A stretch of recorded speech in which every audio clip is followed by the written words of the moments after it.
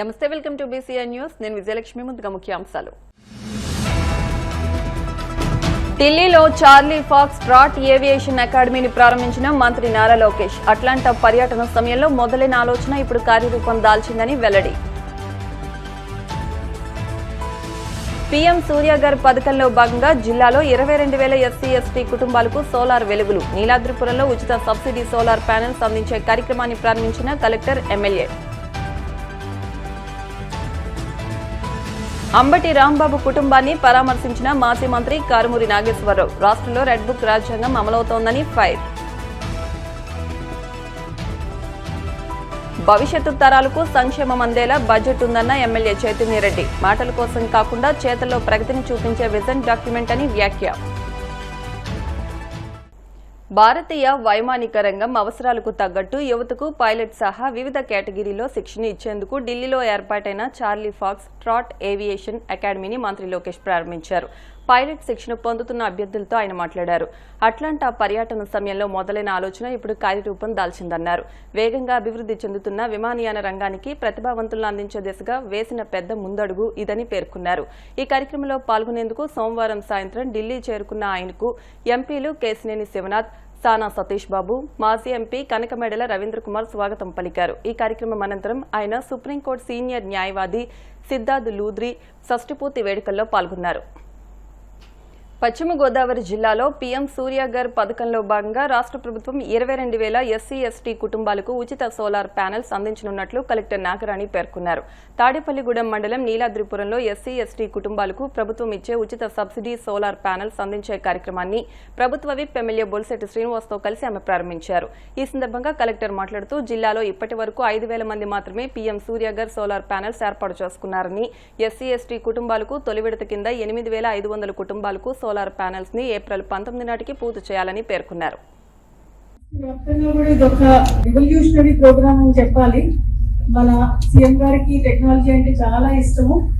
అయితే టెక్నాలజీని గ్రామాల దగ్గరికి తీసుకెళ్లాలి అని చెప్పేసి ఆయన కళ ఈ రోజు ఈ విధంగా solar panels SC ST families అందరికీ కూడా, ఎస్సీ ఎస్టీ కుటుంబాలకి అందరికీ కూడా సోలార్ పవర్ ఇవ్వాలని చెప్పేసి దీని ద్వారా నెరవేరడం చాలా సంతోషంగా ఉంది. ఇప్పటి వరకు గత 1.5 సంవత్సరంగా జిల్లాలో ఉన్న కుటుంబాలకి సోలార్ ఎనర్జీ ఇవ్వడం జరిగింది. పిఎం సూర్యఘర్ ద్వారా ప్రతి ఇంటికి కూడా సబ్సిడీ తోటి ప్యానెల్స్ మన గవర్నమెంట్ ఆఫ్ ఇండియా అమలు చేస్తున్నారు. 2 మెగావాట్ పవర్ వరకు కూడా 60,000 సబ్సిడీ ఇస్తారు. దాని మీద ఎంత పడినప్పటికీ అది మన కన్స్యూమర్ పెట్టుకోవాల్సి ఉంటుంది. దాంతో ఉత్పత్తి అయ్యే విద్యుత్ అంతా కూడా వాళ్ళ గృహ అవసరాలకు వాడుకోవచ్చు. ఎక్సెస్ ఉన్నది గ్రిడ్ లో కలిపితే వారికి బ్యాలెన్స్ అమౌంట్ కూడా వచ్చే విధంగా అమలు చేస్తూ ఉన్నారు. ఈ మహత్తర కార్యక్రమంలో మన జిల్లాలో ఇప్పుడు వరకు కేవలం 5,000 గృహాలకు మాత్రమే కనెక్షన్స్ ఇవ్వడం జరిగింది. కానీ సీఎం గారి యొక్క మరియు డిప్యూటీ సీఎం గారి యొక్క వినూత్న ఆలోచనల వల్ల మన జిల్లాలో ఉన్న 22,000 మంది కుటుంబాలు ఈ రోజు ఈ సోలార్ ప్యానెల్స్ ద్వారా సోలార్ విద్యుత్ అందుకోవడానికి అర్హులు అవుతున్నారు. 60,000 గవర్నమెంట్ ఆఫ్ ఇండియా నుంచి పిఎం సూర్యఘర్ ద్వారా సబ్సిడీ వస్తుందో అదంతా కూడా గవర్నమెంట్ ఆఫ్ ఇండియా నుంచి వస్తూ మిగిలిన బ్యాలెన్స్ అమౌంట్ ఎస్సీ ఎస్టీ కుటుంబాలకి ఉచితంగా రాష్ట్ర ప్రభుత్వమే ఇవ్వడం జరుగుతుంది. దీనికి మన జిల్లాలో 260 కోట్ల రూపాయలతో 22,855 కుటుంబాలని మొదటి విడతగా ఎంపిక చేయడం అయింది. అయితే బ్యాలెన్స్ కుటుంబాలు ఏదైతే ఉన్నాయో ఇంచుమించు మన దగ్గర 55,707 కుటుంబాలు మొత్తం ఉన్నారు.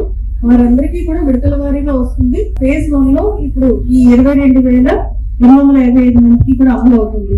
అయితే తాడేపల్లిగూడెం కాన్స్టిట్యున్సీకి వస్తే 3,273 మంది సెలెక్ట్ చేయడం జరిగింది. టోటల్ 8,400 కుటుంబాలు తాడేపల్లిగూడెం కాన్స్టిట్యున్సీలో ఉంటే మీరందరికి 3,200 మంది కుటుంబాలకు ఇస్తున్నాము.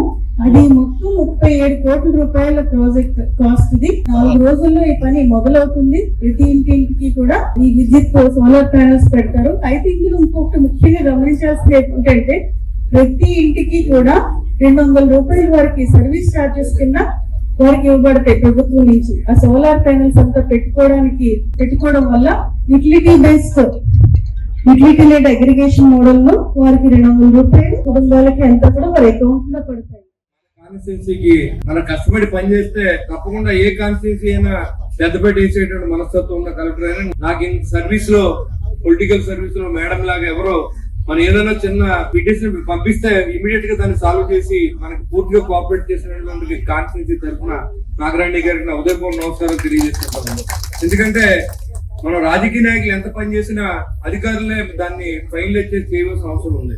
మనం ప్రపోజల్ ఈ పిఎం సూర్య గారిని ఒక ఇంటికి వేయాలంటే 1,80,000 అవుతుంది 4 ప్యానల్స్ కి.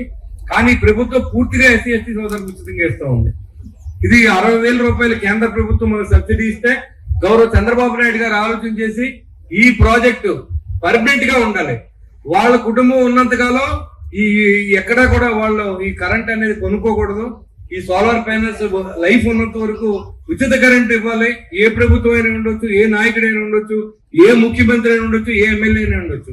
కానీ ఎస్సీ ఎస్టీ సోదరుల పట్ల ఆయనకు ఉన్నటువంటి అభిమానాన్ని మనం తెలుసుకోవాల్సిన అవసరం ఉంది. అంతేకాకుండా గత ప్రభుత్వంలో ఏదైతే ఎస్సీ ఎస్టీ సోదరులకు ఉన్నటువంటి విదేశీ అంబేద్కర్ విద్యను కానీ, ఎస్సీ ఎస్టీ సోదరు సబ్సిడీ లోన్స్ కానీ, కార్లు కానీ అన్ని కూడా ఉచితంగా ఇచ్చిన సందర్భం మీకు తెలుసు. కానీ గత 5 సంవత్సరాల్లో ఎక్కడ కూడా ఇచ్చిన పాపాన్ని పోలేదు. మళ్ళీ ప్రభుత్వం వచ్చిన తర్వాత దాదాపుగా 29,000 కోట్లని ఎస్సీ ఎస్టీ సోదరులకి మరి వాళ్ళు ప్రకటించిందంటే, బడ్జెట్ తీసుకుందంటే మనం ఖచ్చితంగా ఆశీర్వదించాలి. ఇంకా చాలా మంది మేమంతా జగన్ గారికి వేస్తాం అని మాట్లాడటం చాలా దురదృష్టకరంగా కనపడుతుంది. ఎందుకంటే మీ సంక్షేమం కోసం, మీ అభివృద్ధి చెందడం కోసం మరి పనిచేసే ముఖ్యమంత్రిని ఆశీర్వదించకుండా, ప్రభుత్వాన్ని ఆశీర్వదించకుండా మనకి అన్యాయం చేసిన వ్యక్తుల్ని మనం ఉండడం అనేది ఎంతవరకు కరెక్ట్ అనేది మీ అందరూ కూడా ఒకసారి ఆలోచించారు. రాష్ట్రంలో లా అండ్ ఆర్డర్ లేదని మాజీ మంత్రి కారుమూరి నాగేశ్వరరావు మండిపడ్డారు. గత కొంతకాలంగా వైసీపీ శ్రేణులపై జరుగుతున్న దాడులు ఇందుకు ఉదాహరణ అని ధ్వజమెత్తారు. అంబటి కుటుంబాన్ని పరామర్శించిన అనంతరం ఆయన మీడియాతో మాట్లాడుతూ అంబటి రాంబాబు ఇల్లు, ఆఫీసుపై దాడి ఆటవికం, అరాచకమని ధ్వజమెత్తారు. లడ్డూపై కూటమి ప్రభుత్వం చేస్తున్న విష ప్రచారాన్ని అంబటి ప్రశ్నించారని, వెంకటేశ్వర స్వామి ఆలయంలో కూటమి నేతలకు మంచి బుద్ధి ప్రసాదించాలని పూజలు చేశారని, దీన్ని జీర్ణించుకోలేక అంబటి ఇంటిపై కర్రలు, రాళ్లతో దాడికి దిగారని దుయ్యబట్టారు. మరి అంబటి రాంబాబు గారు ఆ ముందే మీరు ఫ్లెక్సీ పెట్టారు, లడ్డు మాట్లాడుతున్నట్టు, కన్నీరు కారుస్తున్నట్టు. అందులో జగన్మోహన్ రెడ్డి గారు, భూమన కరుణారెడ్డి గారు, సుబ్బారెడ్డి గారు ఫోటోలు వేయటం, అది మర్యాదగా అది తీసేయండి, అది మంచి పద్ధతి కాదని చెప్పటం. మీరు పెట్టారు కాబట్టి ఆయన తీసేయచ్చు, లేకపోతే ఆయన కారు ఎక్కిన తర్వాత తన కురవాళ్ళు కూడా ఎవరైనా పీకేమంటే పీకేయచ్చు. ఒక పద్ధతి ప్రకారం చెప్తే ఆ తర్వాత గుడికెళ్ళి అది పీకాలని లేకపోయినా అసలు అప్పటికే అరాచకంగా కర్రలతోటి, రాళ్లతోటి ఆయన మీద దాడి చేసే ప్రయత్నం చేస్తే, మరి అతన్ని అనవసరంగా అనవరాని మాటలు ఆడితే ఒక మరి ఏఎంసీ చైర్మన్, ఏదో సొసైటీ చైర్మన్, ఒక ఆవిడ గ్రంథాలయం చైర్మన్ చాలా దారుణంగా మాట్లాడటం జరిగింది. ఒక ఆడ గొంతుకు మాట్లాడవలసిన పలుకులు కాదవి. అలాంటి మాట్లాడినా, ఒకటి చేయి నరికేస్తానన్నా, మరి లా లా లా లా రకరకాల మాట్లాడినా, ఎవరైనా ఉప్పు కారం తినేవాళ్ళు మాట్లాడారు. కానీ నేను విన్న దాన్ని బట్టి ప్రకారం వాళ్ళు ఎవరైతే అన్నారో వాళ్ళని తిట్టడం జరిగింది. చంద్రబాబు నాయుడు గారు కావాలంటే రమ్మనండి అన్నాడు, కానీ ఆయన తిట్టినట్టు కాదు.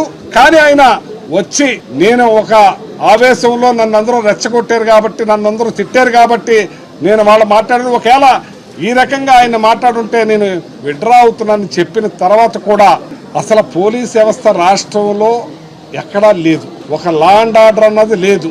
ఒక అరాచకంగా తయారయ్యి ఇక్కడ ఇంటి మీద 4:30కు మొదలెట్టి ఆ ఇంటి మీద దాడి చేసే కార్యక్రమం. ఆయన క్షమాపణ కోరినా, నాది ఏదన్నా తప్పుంటే వెనక్కి తీసుకుంటానన్నా, ఆ ఇంటి మీదకి ప్లాన్ ప్రకారం ఎక్కడికక్కడ రాళ్ళు, కర్రలు అన్నీ కూడా సమకూర్చుకొని మరి ఇలాంటి కార్యక్రమాలు చేస్తే ఏమనాలని నేను అడుగుతున్నాను.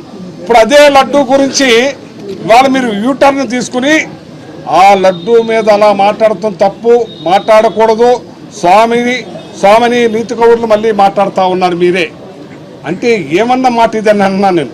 మేము అదే కదా కోరింది, అలాంటి అరాచకం పనులు చేయకుండానే కదా, అలాంటి లడ్డూ మీద అలాంటి ఫ్లెక్స్లు పెట్టొద్దనే కదా మీరు చేసింది మీరే. మీరు ఇలా దాడి చేసింది మీరే. మళ్ళీ తిరిగి స్వామికి మీకు అన్ని చుట్టుపోయేటప్పటికీ, మీ ఇండస్ట్రీల చుట్టూ తిట్టుకుపోయేటప్పటికీ, మీ పాలు చుట్టూ తిరిగిపోయేటప్పటికీ, మీ పాలు ఉతంతాలు ఎక్కడెక్కడ ఏ రాష్ట్రంలో ఉన్నాయని తెలిసేటప్పటికీ మళ్ళీ యూటర్న్ తీసుకుని మీరు ఇవాళ నీతి కవర్లు చెప్తున్నారంటే, భగవంతుడి మీద ప్రేమ కొత్తగా ఉలకబోస్తున్నారంటే ఎంత విడ్డూరంగా ఉందో. చేసిన పనులన్నీ చేసేశారు, చేసిన దాడులన్నీ చేసేశారు. ఇక్కడ దాడి చేశారు. ఏదైతే ఈ పూజలో ఈ పూజలో భాగంగా మీరు చేసిన తప్పని చెప్పిన జోగి రమేష్ ఇంటి మీద కూడా ఒక ప్రణాళికాబద్ధంగా ఒక తోటకి చేర్చి పోలీసులే దగ్గరుండి మరి అక్కడ కూడా అరాచకం చేసే కార్యక్రమం చేశారు. పెట్రో బాంబులు యాసిడ్తో కలిపి నేను ఎప్పుడు చూడలేదు, ఇది ఎప్పుడు ఎరగలేదు, ఇది ఎప్పుడో మరి మన మన మన తెలంగాణ జై ఆంధ్ర మూమెంట్లో జరిగినాయని అనేవాళ్ళు. అటువంటిది ఇలాంటి చేశారంటే మీరు ఏ రకమైన పరిపాలన చేస్తున్నారు, ఏ రకంగా దీన్ని తీసుకెళ్లాలనుకుంటున్నారు? ఈ రాష్ట్ర ప్రజలు మీకు ఏమని ఇచ్చారు? మీకు ఈవీఎంలు ఇచ్చారో ప్రజలు ఇచ్చారు. మీరు చేసి ఇది ప్రజాస్వామ్య దేశం, ప్రజలకు అనుగుణంగా మీరు చేయాలి. ఇది మీరు రాచరికం కాదు. మీరు ఆర్డర్ వేస్తే ఆర్డరు, మేము ఎంతకైనా అమ్మేస్తాం, రూపాయలు పావలాకి ఇస్తాం, ఊరికినే ఇస్తామంటే ఇది ప్రజాస్వామ్య దేశం.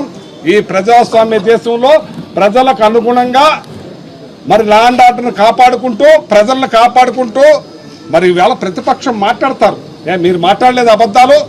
3,32,00,000 కోట్లు అప్పు చేస్తే జగన్మోహన్ రెడ్డి గారు 14 లక్షల కోట్లన్న ఈ చంద్రబాబు నాయుడు గారు అబద్ధం కాదా?